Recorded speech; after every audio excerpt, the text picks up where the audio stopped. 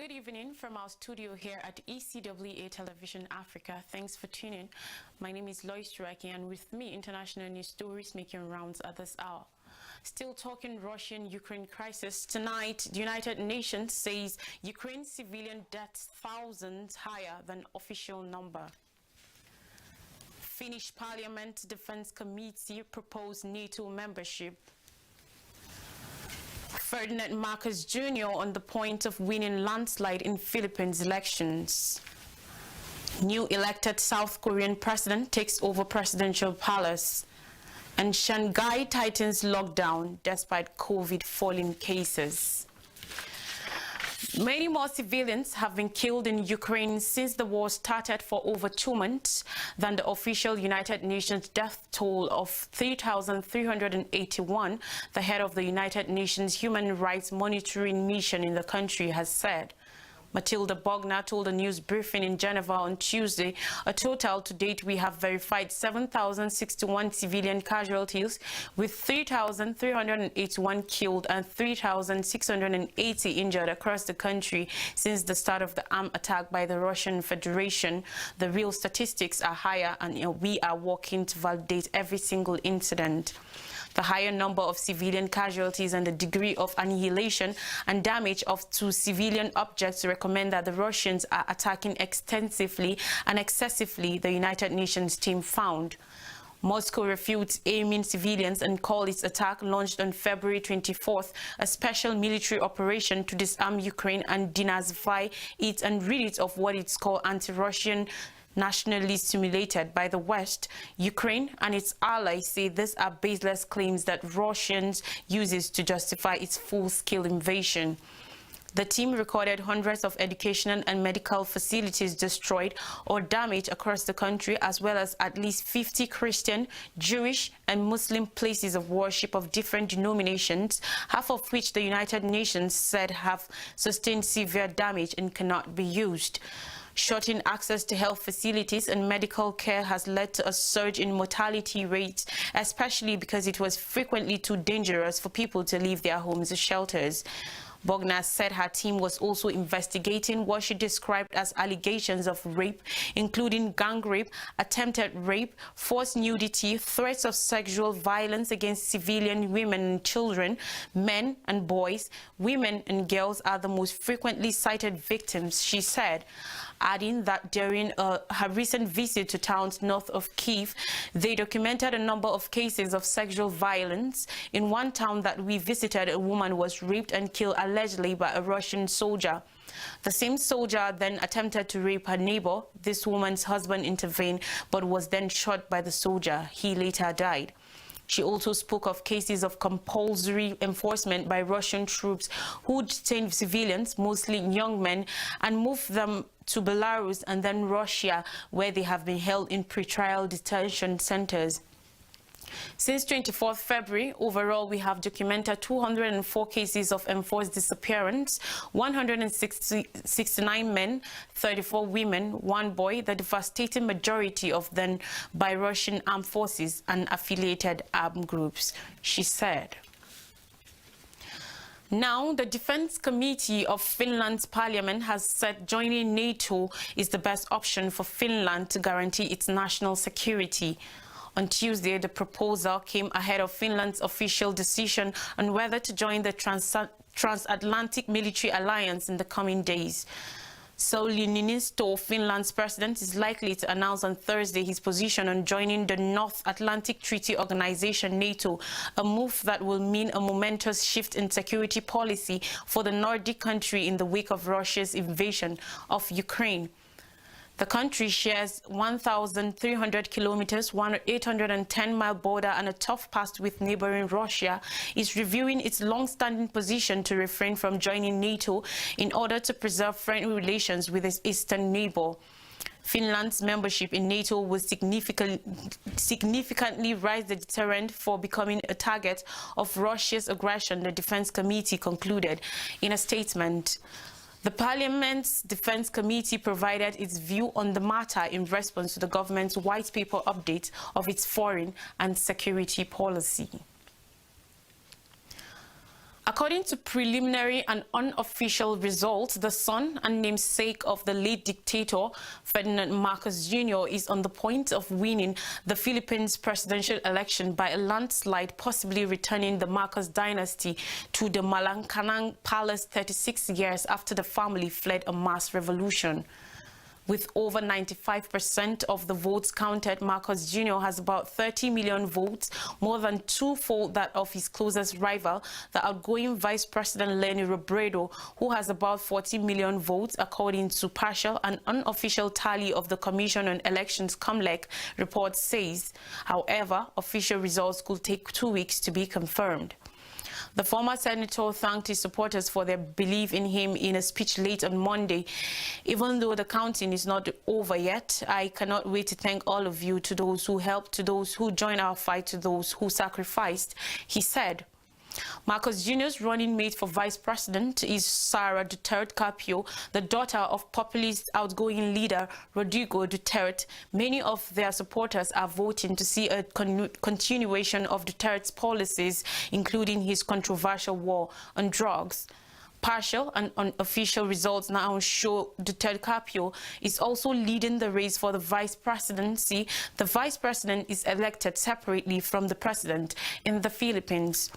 Demonstrators, mostly students and members of progressive groups, on Tuesday assembled in Manila, the capital, outside of the Philippines Election Commission, holding banners and chanting slogans in protest of Marcos and what they said were election loopholes. On May 9th, supporters of presidential candidate Ferdinand Bongbong Marcos Jr. celebrate as partial results of the 2022 national elections show him with a wide lead over rivals outside the candidate's headquarters in Mandaluyong City, Philippines. Marcos Jr. ran on a platform of unity and has promised more jobs, lower prices, and more investment in agriculture and infrastructure. Political analysts say Marcos Jr. appeals to Filipinos tired of the political bickering and promises of progress and economic reform from successive administrations that many feel have failed to benefit ordinary people. Opinion polls had him as leading by more than 30 percentage points in the run-up to Monday's vote. Robredo, who throughout campaigning positioning herself as promoting good governance, transparency and human rights, told her supporters on Monday, "We are not yet done, we are just starting." Moving on, Yoon Tsukiyo has been sworn in as South Korea's new president, promising an audacious plan to North Korea and to strengthen the South's democracy and freedoms. Yoon, a former prosecutor, won the election in March by the slimmest of margins, promising to sternly deal with the threat posed by Kim Jong-un's regime while leaving open the door to dialogue. His predecessor, Moon Jae-in, pursued a strategy of engagement with the North, holding a summit with Kim in 2018. He also broke out 2 summits between Kim and then United States President Donald Trump before relations broke down in 2019.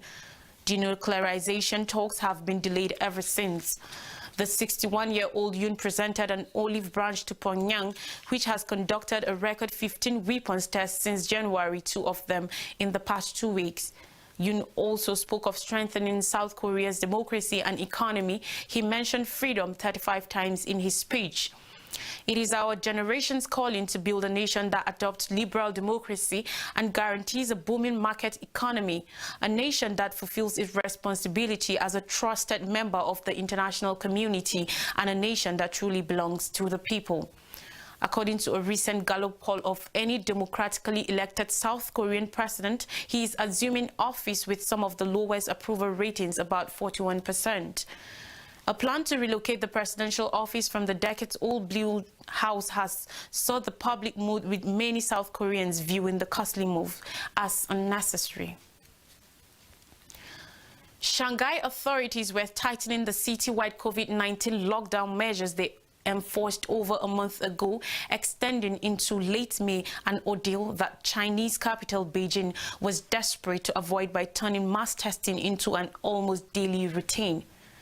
The commercial center of 25 million was making a new push to bring case numbers outside the areas that were facing the stringent curbs to zero by the second half of May, people conversant with the matter, says reports. The people said control of movement will generally remain through the month due to worries of a rebound, even though cases have been reducing. Authorities in some districts issued notices sending people back into their homes after having let them out for brief walks or quick shopping. Strict COVID-19 restrictions in Beijing, Shanghai, and dozens of other major cities across China are taking a psychological toll on its people, weighing on the world's second-largest economy and disrupting global supply chains and international trade.